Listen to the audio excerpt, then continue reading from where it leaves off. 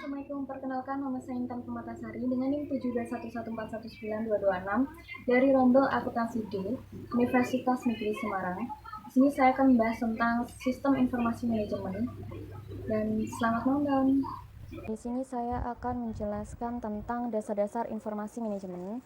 Saya ambil referensi dari buku Sistem Informasi Manajemen Raymond M. C. Cloud Jr. Giorgio Piskel.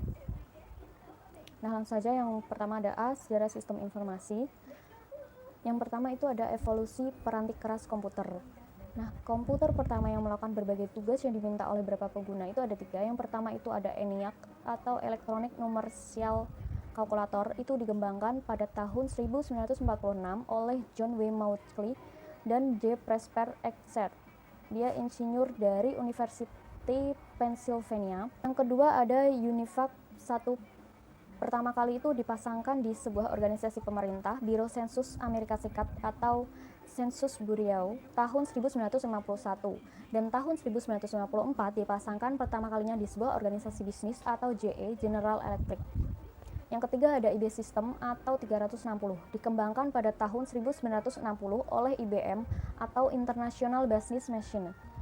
Komputer pertama yang mampu melakukan berbagai tugas yang diminta oleh beberapa pengguna. Nah, yang kedua ada komputer berukuran lebih kecil. Komputer berukuran lebih kecil itu ada komputer mini, komputer mikro.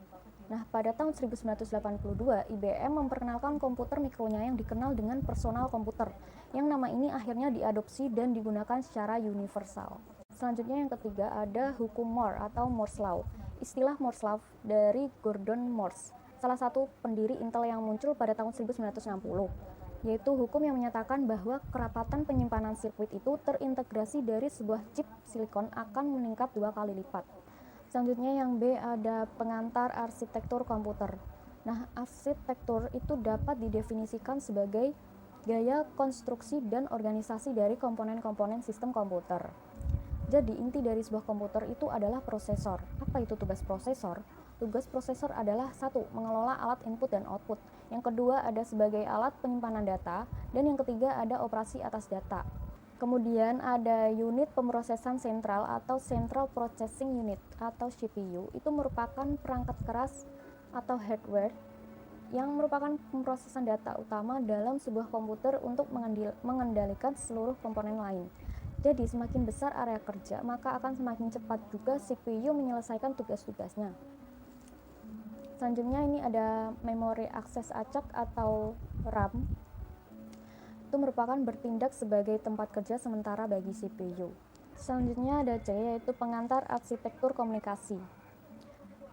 Nah, manusia itu sebagai makhluk sosial akan selalu berhubungan atau berinteraksi antara individu satu dengan yang lainnya. Apa itu bentuk-bentuk arsitektur komunikasi? Bentuk-bentuk arsitektur komunikasi itu ada 1, lisan atau verbal, yang kedua ada tulisan, yang ketiga ada visual.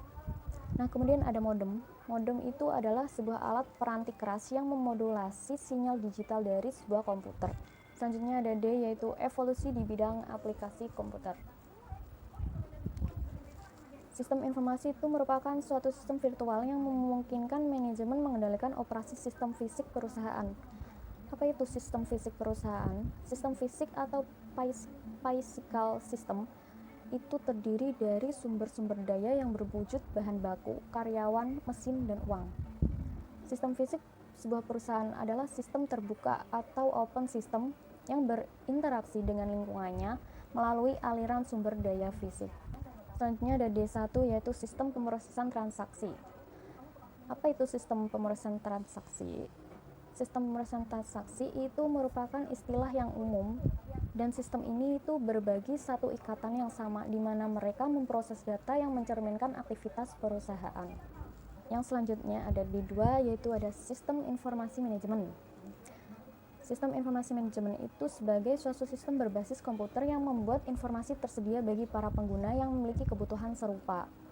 Nah, sistem ini akan menghasilkan informasi melalui penggunaan 2 jenis peranti lunak, yaitu ada 1 peranti lunak pembuat laporan atau report writing software yang menghasilkan laporan berkala maupun laporan khusus. Laporan berkala itu dikodekan dalam suatu bahasa program yang disiapkan sesuai jadwal tertentu. Yang kedua ada model matematis menghasilkan informasi sebagai hasil dari suatu simulasi atas operasi perusahaan. Jadi model matematis itu menggambarkan operasi perusahaan yang ditulis menggunakan semua jenis bahasa pemrograman. Yang selanjutnya ada sistem informasi antar organisasi atau Interorganizational Information System atau IOS. Dibentuk oleh lingkungan yang terlibat ketika perusahaan berinteraksi dengan organisasi-organisasi lain seperti pemasok. Selanjutnya ada D3 yaitu sistem kantor virtual. Apa itu kantor virtual? Kantor virtual yaitu aktivitas kantor tanpa tergantung pada suatu lokasi fisik tertentu. Selanjutnya ada sistem produktivitas pribadi, itu merupakan teknologi untuk melakukan pengelolaan sendiri atas sebagian tugas-tugas administratif yang tadinya membantu manajer di tahun 1960-an.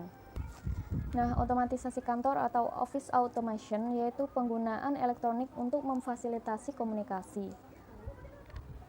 Aplikasi-aplikasi lainnya itu meliputi surat elektronik atau email, surat suara atau voicemail, kalender elektronik, konferensi audio, konferensi komputer, dan transmisi faksimili atau fax. Selanjutnya ada D4 yaitu sistem pendukung pengambilan keputusan. Itu adalah suatu sistem yang membantu seorang manajer atau sekelompok kecil manajer memecahkan suatu masalah.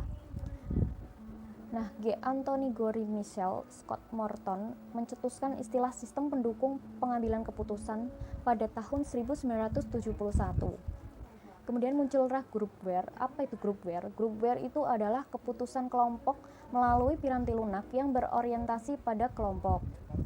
Kemudian muncul lagi yaitu kecerdasan buatan atau artificial intelligence atau AI adalah ilmu yang memberikan kemampuan bagi komputer untuk menunjukkan perilaku yang sama dengan seorang manusia yang memiliki kecerdasan. Selanjutnya ada D5 yaitu sistem perencanaan sumber daya perusahaan. Sistem perencanaan sumber daya perusahaan itu adalah sistem berbasis komputer yang memungkinkan manajemen seluruh sumber daya perusahaan dalam basis keseluruhan organisasi.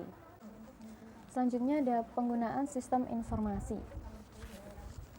Jadi pengguna pertama output komputer adalah para karyawan administrasi di bidang akuntansi. Jadi beberapa informasi seperti yang dihasilkan sebagai produk sampingan dari aplikasi akuntansi itu tersedia juga sebagai manajer. Nah, ketika perusahaan menerapkan konsep SIM, penekanan akan bergeser dari data menuju informasi dan dari karyawan administrasi ke pemecahan masalah. Kemudian selanjutnya ada F, manajer sebagai pengguna sistem informasi. Pakar manajemen Robert N. Anthony membagi 3 tingkat manajemen pokok, yaitu puncak, kemudian menengah, dan ke bawah. Manajer tingkat puncak pada susunan organisasi itu seperti presiden dan wakil presiden, itu sering disebut sebagai tingkat perencanaan strategis. Nah, untuk manajer tingkat menengah itu seperti manajer wilayah, direktur, dan kepala divisi, itu merupakan tingkat pengendalian manajemen. Dan kemudian ada manajer tingkat rendah, ada kepala departemen, supervisi, dan pimpinan proyek, itu merupakan sebagai tingkat pengendalian operasional. Oke, lanjut. Di sini ada G, peranan informasi dalam pemecahan masalah manajemen. Yang pertama ada peranan interpersonal, itu ada tokoh, pemimpin, dan penghubung. Dan yang kedua ada peranan informasional, itu ada pemantau, penyebar luas informasi, dan penyambung lidah atau juru bicara. Dan yang ketiga ada peranan keputusan, yaitu ada wira swastawan, pencari solusi, pengalokasi sumber daya, dan penegosiator. Selanjutnya ada tahapan-tahapan pemecahan masalah. Yang pertama ada aktivitas intelijen. Aktivitas intelijen itu merupakan mencari kondisi-kondisi yang membutuhkan solusi di dalam lingkungan. Dan yang kedua itu ada aktivitas perancangan. Aktivitas perancangan itu menemukan pengembangan dan menganalisis kemungkinan-kemungkinan tindakan. Yang ketiga ada aktivitas pemilihan. Aktivitas pemilihan itu memilih satu tindakan tertentu dari berbagai tindakan yang tersedia. Yang terakhir ada aktivitas peninjauan, itu merupakan menilai pilihan-pilihan dari masa lalu. Selanjutnya slide terakhir itu ada I, masa depan teknologi informasi. Jadi komputasi di masa depan akan rendah biaya, berukuran kecil, bergerak, dan terhubung. Contohnya saja telepon genggam yang kini memiliki browser, email, dan kemampuan foto, serta fitur-fitur penyentingan lainnya. Sekian dari saya, terima kasih sudah menonton. Jika ada salah kata, saya minta maaf. Wassalamualaikum warahmatullahi wabarakatuh.